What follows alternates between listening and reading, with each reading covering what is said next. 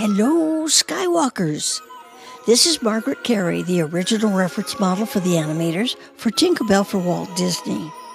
But now I am also the official fairy godmother on Skywalking through Neverland.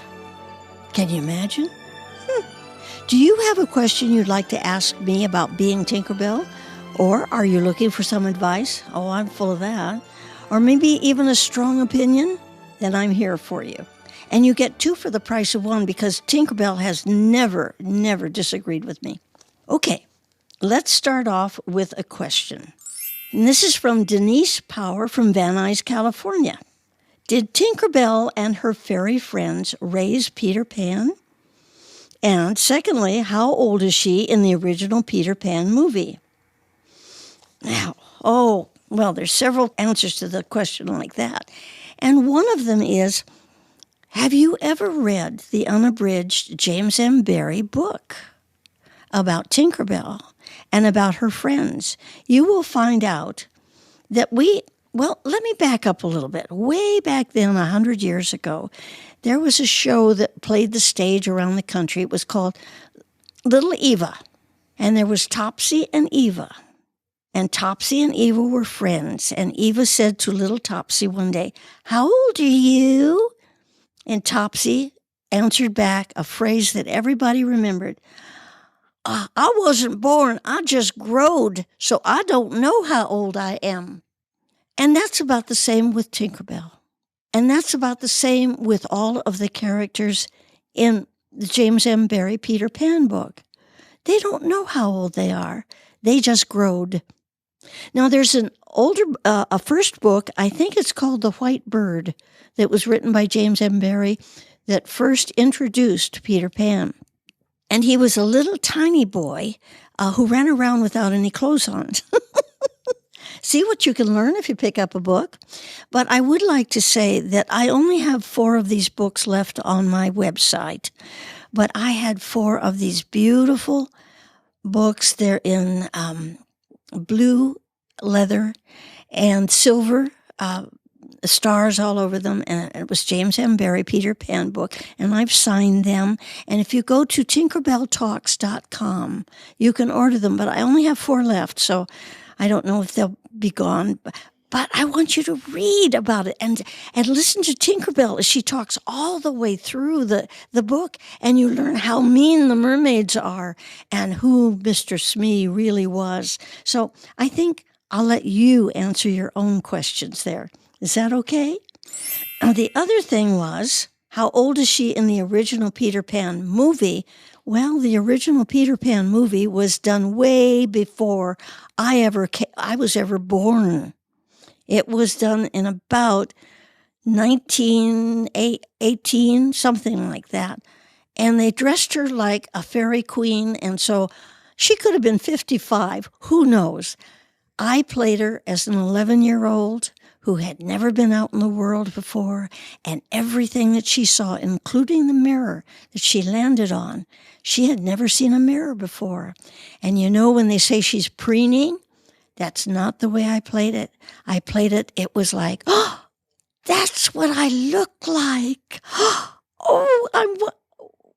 These hips are a little big, you know.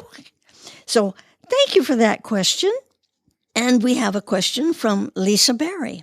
What is the best piece of advice Walt Disney ever gave you? And a second part of it is, and if Walt were here today, what would he think of the various directions his company has taken? Let's take the first one. And it's something that I keep close to my heart always. Actually, I chatted with him, but it was just chat about 4 or 5 times. Told him about that I went to school with his daughters at one time, and that was a nice reaction. He said, I think they liked you. His whole idea in life was always give people more than they expect. Not because you can make more money that way. No, that's what creative people do. And I keep that in front of me all the time. I go places and I spend 4 hours at Disneyland when I was only there for 2 hours because people were lined up. So I go to the line and talk to them. I said, hang in there. I'll be there because I want to give them more than they expect. And it's just a joy to me, and it was a joy to him. And if Walt were here today, what would he think of the various directions his company has taken? He would be thrilled. He was always talking. Well, you go back and read the things that he has written. He said, we always have to look forward. We always have to grow. We always have to give people more than they expect. And how are you going to do that if you don't try something new, something different, something unexpected? And I'm going to bounce over to California adventures. My goodness, if that wasn't unexpected. It is just fantastic. I will tell you a quick story. I have a friend of mine, Sam Genoway, who is an architect, and he's written wonderful books on Disney and how he built this and what he did with that. And so Sam's company that he works for was given the job of doing over the Hyperion Bridge. That is a bridge that takes us out of Glendale into Silver Lake, where Walt Disney used to have his studio. And they were going to change it to this, that, or this was the designing because needs to be retrofitted, right? And Sam Genoway took a look at what they were doing with the plans, and he walked into the city department, wherever they were making these plans. He said, you can't change this bridge. And they said, what are you talking about? He said, this bridge is featured in California Adventure. It's the Hyperion Bridge that Walt Disney drove over to get to Tam O'Shanter. And he changed the whole department's idea of what they were doing with the Hyperion Bridge. Once again, giving more than they expected. I'm talking too much, but that's not unusual.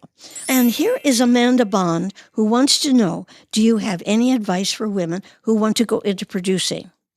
Oh, yes. Yes, absolutely. Produce anything right now.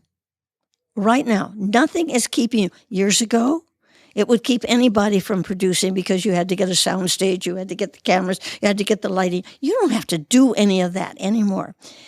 But the trick is to use what you're producing, I think, use it as a hobby for at least 1.5 years to 2 years until you really learn the ins and outs.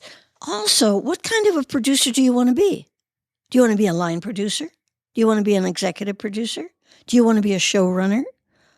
I mean, there are so many different kinds of producers that I suggest you read up on what the different kinds of producers are and pick one.